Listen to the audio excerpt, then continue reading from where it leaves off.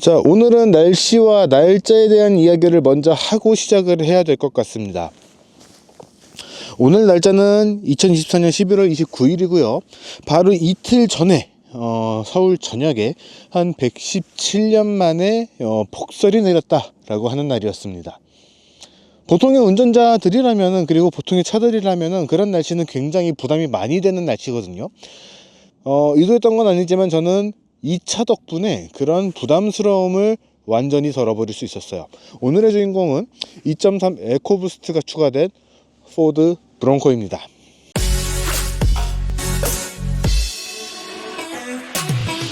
자, 안녕하세요. 카메거진 최정필 기자입니다. 방금 말씀드린 것처럼 오늘의 주인공은 2.3 에코부스트 엔진이 추가된 포드 브롱코입니다.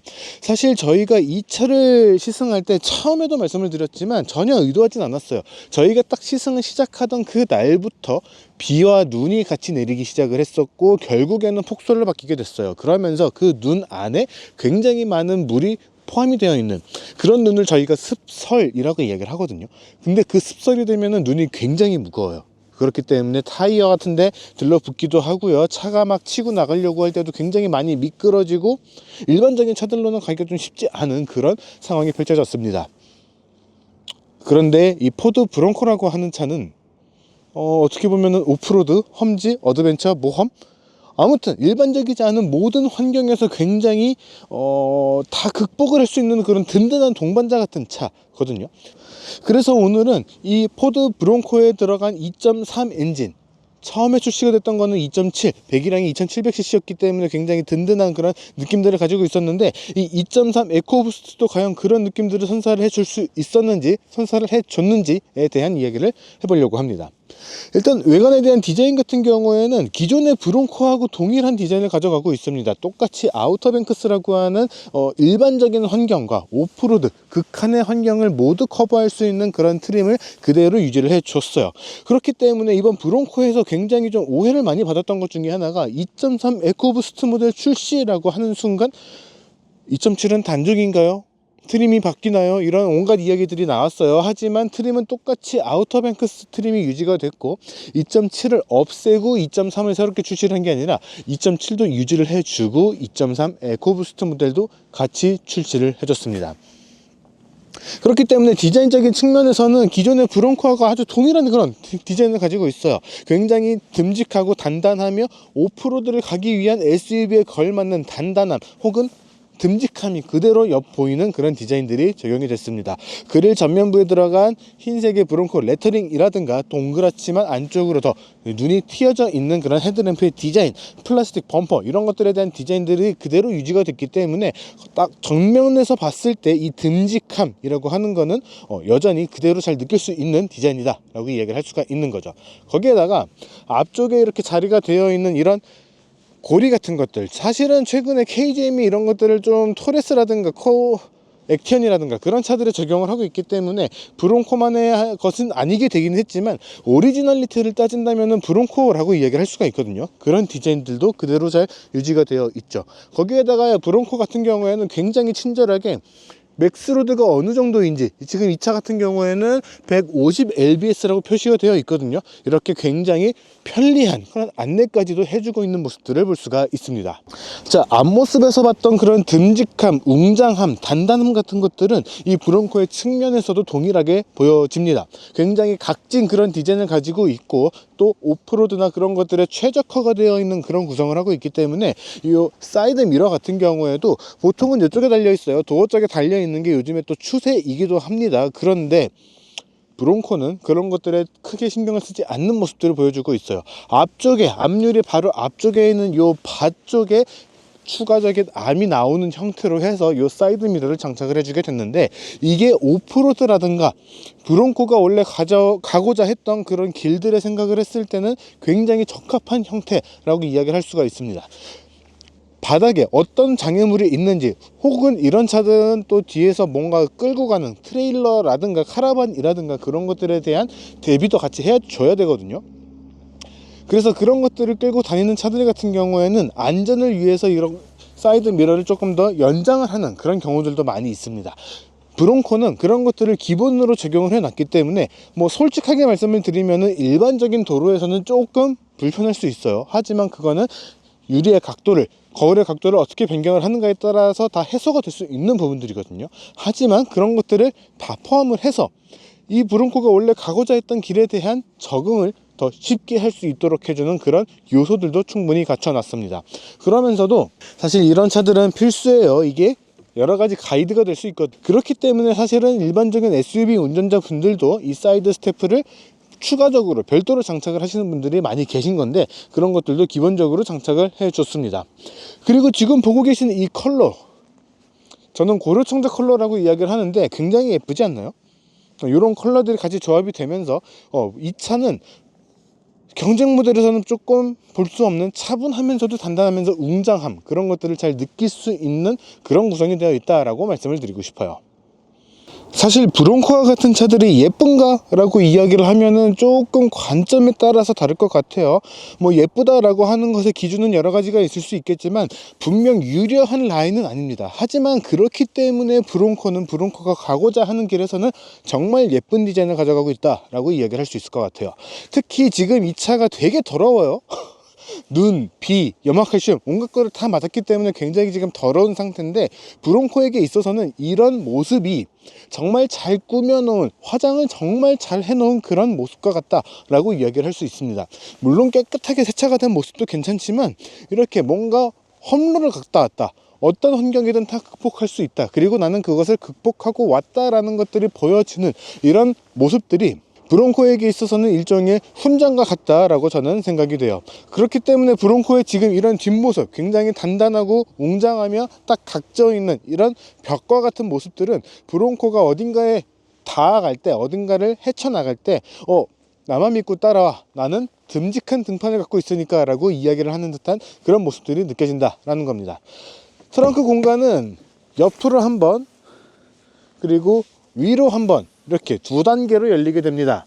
그리고 아래쪽에 이 도어 같은 경우에는 180도에 가깝게, 180도까지는 아니지만 180도에 가깝게 열리는 그런 모습들도 보여주고 있죠. 그렇기 때문에 트렁크에다가 뭔가를 수납을 한다거나 뺀다거나 했을 때 불편함이라고 하는 것은 거의 느끼기가 어렵다라고 생각을 하시면 될 것 같고요.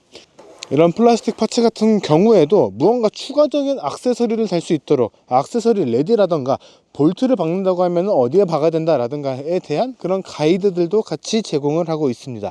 그렇기 때문에 포드 브론코는 무언가 더 추가적인, 우리가 일반적인 모험을 하는 것을 넘어서 아주 극한의 모험을 간다라고 했을 때 여러 가지를 더 도움을 줄 수 있는 그런 구성들을 갖춰놨다라는 거죠. 거기에다가 트렁크의 공간 자체도 나쁘지가 않아요. 저희가 늘 들고 다니는 펠리컨 케이스라든가 제가 메고 다니는 백팩이라든가 이런 것들을 포함해서 다 실어 봤을 때도 굉장히 넉넉한 그런 트렁크의 수납 공간을 보여주고 있고요. 트렁크 바닥에 기본적으로 장착이 되어 있는 요 후크 고리는 우리가 무언가를 견인을 해야 된다거나 혹은 트렁크에 실은 무언가를 확실하게 고정을 해야 된다거나 라고 했을 때 확실한 이 결박을 할 수 있도록 도와주는 그런 유틸리티함을 또 같이 보여준다 라고 이야기를 할 수가 있습니다.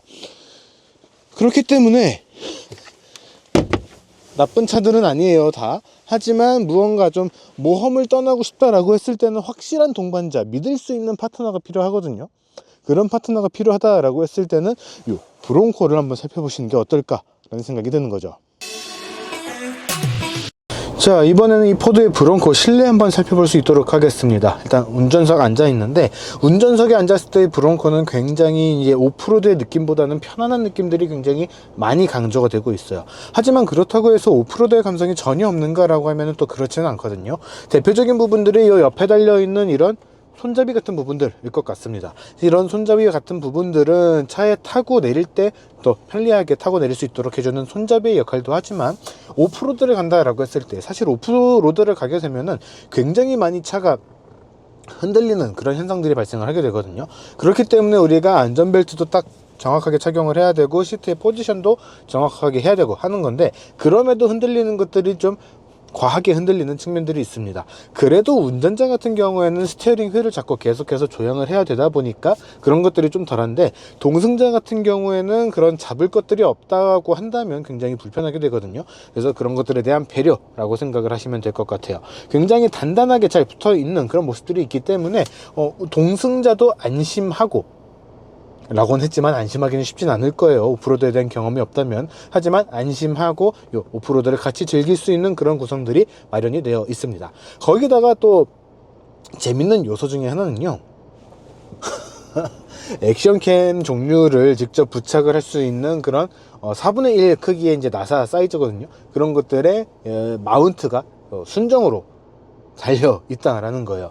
그래서 저희는 지금 그 나사를 안 가지고 와서 여기다 장착을 못했는데 고프로를 직접 달 수 있고요. 거기다가 고프로를 충전하기 쉬운 위치에 USB 충전 포트도 또 마련이 되어 있습니다. 그러다 보니까 앞쪽을 찍을 수도 있고요. 이걸 즐기는 우리의 모습도 찍을 수가 있는 되게 재밌는 구성들이 되어 있다라고 말씀을 드리고 싶어요. 거기다가 이 앞쪽 같은 경우에도 추가적인 요 수납 공간이라고 할 수 있을 것 같거든요. 수납 공간이 마련이 되어 있기 때문에 모험에서 필요한 여러 가지 것들을 올려놓고, 뭐 예를 들면은 지도나 나침반 그런 거겠죠. 그런 것들을 올려놓을 수 있는 그런 구성들도 되어 있습니다.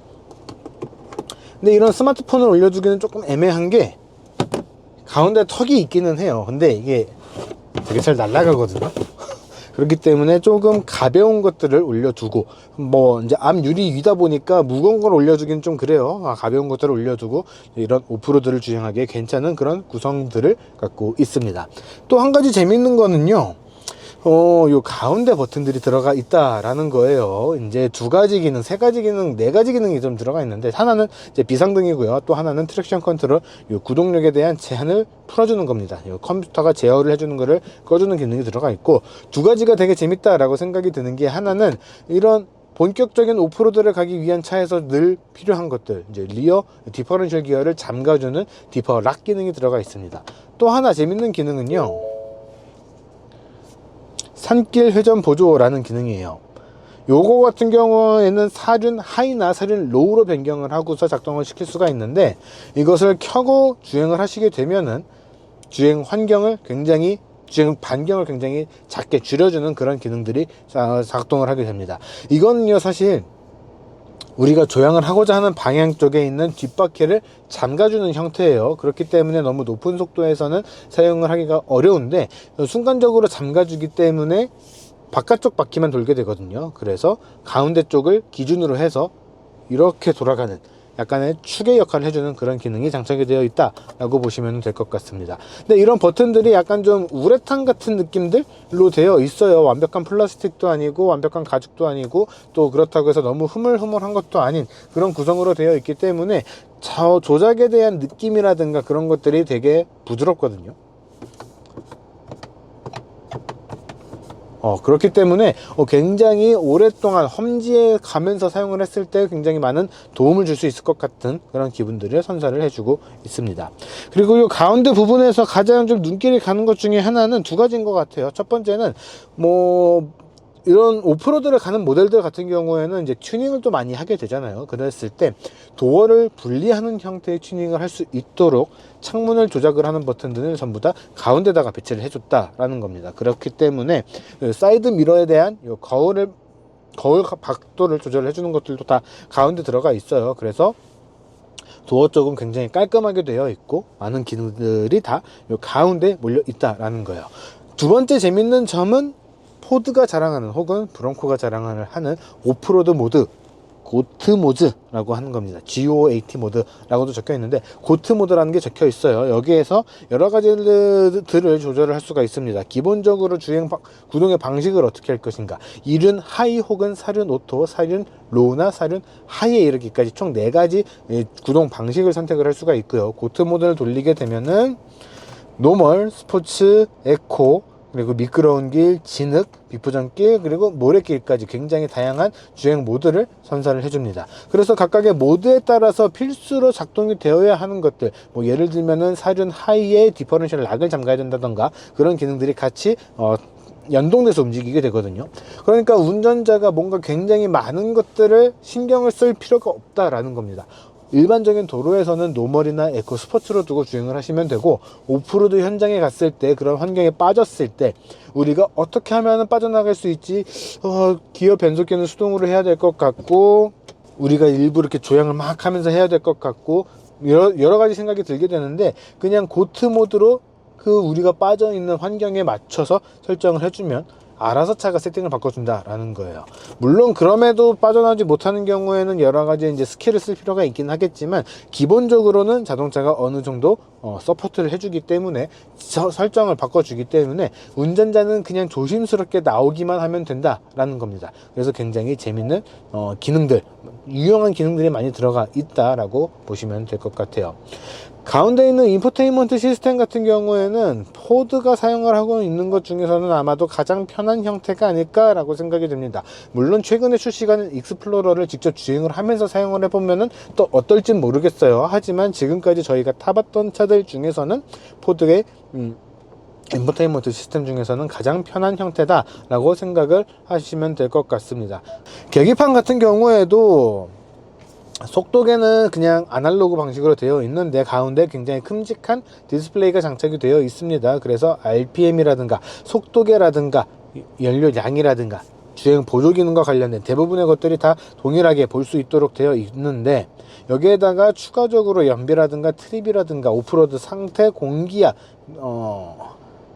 이런 것들까지 전부 다 보여줄 수 있는 그런 구성들을 갖추고 있거든요. 그렇기 때문에 편의성 하나만큼은 오프로드를 본격적으로 갈 수 있는 차다라는 모델들 중에서는 가장 편한 축에 해당을 한다라고 할 수 있을 것 같아요. 자, 이번에 이 브롱코 2열 한번 살펴보도록 하겠습니다. 2열 같은 경우에도 사실은 이런 오프로드를 잘 간다라고 하는 모델들에게서 흔히 나타날 수 있는 불편함 중에 하나는 다 직각으로 서 있는 등받이 혹은 굉장히 불편하고 딱딱한 스펀지가 들어가 있는 이 시트, 그리고 높은 바닥입니다. 사실 이 바닥 같은 경우에는 어느 정도 좀 사용자가 포기를 해야 되는 부분들이 있어요. 왜 그러냐면은 이 오프로드를 가야 되는 SUV 같은 경우에는 바닥이 너무 낮아버리게 되면은 그게 전부 다 밑에서 올라오는 바위라든가 돌이라든가 뭔가가 좀 차에 타격을 줄 수 있는 것들을 그대로 받아내게 된다라는 얘기가 되거든요. 그렇기 때문에 거기다가 또 추가로 해서 이 차의 기본이 되는 뼈대, 샤시 같은 경우에도 이 차는 프레임으로 이루어져 있기 때문에 그 위에다가 이 차체를 올리는 형태가 됩니다. 그렇기 때문에 어느 정도는 높아질 수밖에 없다라는 거. 그렇기 때문에 저희가 바깥에서도 말씀을 드렸던 것 중에 하나가 사이드 스태프거든요. 사이드 스태프를 왜 필수로 장착이 되어야 되는가, 그리고 브롱코는 그런 거를 왜 잘 갖추고 있는가에 대한 이야기 중 하나가 이 바닥의 높이가 될 것 같습니다. 이 전체적인 2열의 공간 같은 경우에는 대체로 다 넓어요. 저희가 최근에 썼었던 어떤 차에서는 또 이렇게 좌우로 팔을 뻗었을 때 이제 옆에까지 다 닿는 그런 모습들을 보여줬었는데 이 차 같은 경우에는 굉장히 넓거든요. 이 정도가 되면은 오프로드를 간다라고 했을 때 2열에 앉아서 막 이렇게 헤드뱅잉을 하는 순간에서도 옆 사람과의 충돌을 최대한 막을 수가 있을 정도의 넉넉한 공간을 자랑을 하고 있습니다. 거기다가 지금은 촬영 때문에 조수석 시트를 조금 평소보다는 앞쪽으로 지금 밀어놨는데, 그렇지 않다라고 하더라도 굉장히 넓은 공간과 넓은 무릎 공간, 발 공간을 골고루 갖추고 있는 그런 모습들도 확인을 할 수가 있습니다. 심지어 제가 눈이 많이 왔고 했기 때문에 이렇게 워커를 신고 왔어요. 하지만 워커가 굉장히 두꺼운 신발인데도 불구하고 발 공간 같은 것들 굉장히 넉넉하거든요. 굉장히 편안한 공간을 마련하고 있다라고 생각을 하시면 될 것 같아요.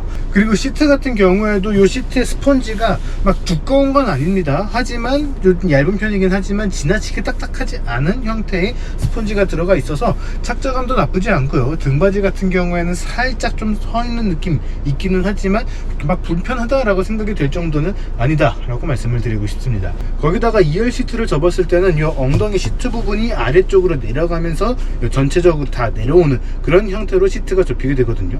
그렇게 되기 때문에 풀 플랫은 아닙니다. 트렁크 공간과 시트가 있는 공간을 명확하게 구분을 해 두기는 했어요. 경사로가 있어서 명확하게 구분이 되긴 했는데 트렁크 공간을 조금이라도 더 넓게 쓸 수 있는 그런 환경들을 갖춰놨다라고 볼 수가 있는 겁니다. 그런 구조에도 불구하고 이렇게 가운데 팔걸이 컵홀더가 겸해서 같이 들어가 있기 때문에 편의성 같은 측면에서도 나쁘지 않다. 사실은 이런 차들에서는 이 편의성이라고 하는 것들을 좀 많이 포기를 하게 되는 그런 현상들이 발생을 하게 되는데, 브롱코에서는 그런 것들을 딱히 포기할 필요가 없다라는 게 이 차의 굉장히 큰 장점이라고 볼 수 있을 것 같아요. 거기에다가 앞좌석과 마찬가지로 도어를 분리를 할 수 있는 것을 좀 감안해 염두에 뒀기 때문에 안쪽에, 아래쪽에 창문을 열고 닫을 수 있는 그런 버튼들, 그러면서도 프로토예요. 사실은 이제 좀 급이 있다라고 이야기를 하는 수입 세단에서도 앞좌석만 요 윈도우를 오토로 해주는 경우들이 많이 있는데, 브론코는 뒷좌석까지 다 오토로 해줬다라는 게 또 재밌는 포인트라고 생각이 되고요. 그러면서도 아래 USB-C 타입 충전 포트나 220V 파워 아울렛까지도 같이 장착이 되어 있습니다. 그리고 브론코의 또 하나의 특징 중에 하나는 1열뿐만 아니라 2열도 요 하드탑을 통째로 드러낼 수 있다라는 겁니다. 그래서 트렁크 쪽에다가 차곡차곡 쌓게 되면은 전체 다 완전한 개방감을 느낄 수 있는 그런 구조가 된다라는 건데, 그렇게 되면 사실 우리가 들게 되는, 좀 어떻게 보면은 약간 이거는 약간 좀 남자들이 오래 살지 못하는 이유 중에 하나일 것 같거든요. 밖에다가 와 나는 자유다 이런 식으로 이야기를 하고 싶은 그런 욕망들이 생기게 되는데, 그러지 말라고 안쪽에다가 노 스텝이라고 하는 귀여운 경고 문구도 같이 마련을 해 놨습니다. 뿐만 아니라 곳곳에 되게 재밌는 이스터에그들이 많이 있거든요. 이 부분 같은 경우에도 좌표가 적혀 있습니다. 제가 기억하기로 이게 브론코 산맥, 무슨 산맥의 그 좌표로 기억을 하는데, 이런 것들도 숨겨져 있고요. 또 곳곳에 말그리, 이 브론코 같은 경우에도 말이 확 뛰어내리는 그런 모습들이 갖춰져 있거든요. 확 뛰어내리는 이런 모션 때문에 브론코가 좀 좋지 않은 선택을 하는 거 아니냐라는 그런 우스갯소리도 있었는데, 그런 건 아니고 어디든 거침없이 뛰어들 수 있다라는 것들에 대한 상징성을 보여주는 그런 그래픽들입니다. 그런 것들이 또 곳곳에 숨어져 있다라는 것 또 참고를 하시면서 찾아보시면 되게 재밌는 포인트가 될 거예요. 자, 이번에는 이 브론코 직접 주행을 하면서 이야기를 드려볼 수 있도록 하겠습니다. 일단은 먼저 출시가 됐었던 2.7 모델 같은 경우에는 2700cc V6 트윈 터보 가솔린 엔진과 자동 10단 변속기가 조합이 되어 있었고, 그로 인해서 최고 출력 310마력, 최대 토크 55kgps라고 하는 굉장히 출중한 성능들을 발휘를 했어요. 그러면은 2.3 에코부스트 모델은 어떤가? 사실은 2.7보다는 조금 더 낮은 성능을 발휘하긴 하지만 그렇다고 해서 부족한 성능을 발휘하진 않습니다. 2300cc 직렬 4기통 싱글 터보 엔진과 함께 자동 10단 변속기 동일하게 조합이 됐고요. 이를 통해서 최고 출력 275마력, 최대 토크는 44kgps라는 나쁘지 않은 성능들을 발휘를 해줍니다. 사실은 V6 모델, 기존의 2.7 모델 같은 경우에는 터보도 이제 두 발이죠. 트윈 터보가 장착이 되어 있었기 때문에 달리는 맛이라는 것들도 같이 좀 가지고 있었습니다. 이 2.3 에코부스트가 그런 것들이 없다라는 건 아닌데, 확실히 좀 차이가 있기는 해요. 하지만 2.7은 조금 뭔가 좀 과했다, 여러 가지를 다 충족을 해야 된다라는 분들에게서 적합한 모델이었다라고 한다면은 이 2.3 에코부스트는 그런 것들을 느낌을 낼 수 있으면서도 조금 더 합리적인 성능들을 발휘를 하는 차가 갖고 싶다라는 분들에게 훨씬 더 적합하다라고 말씀을 드리고 싶어요.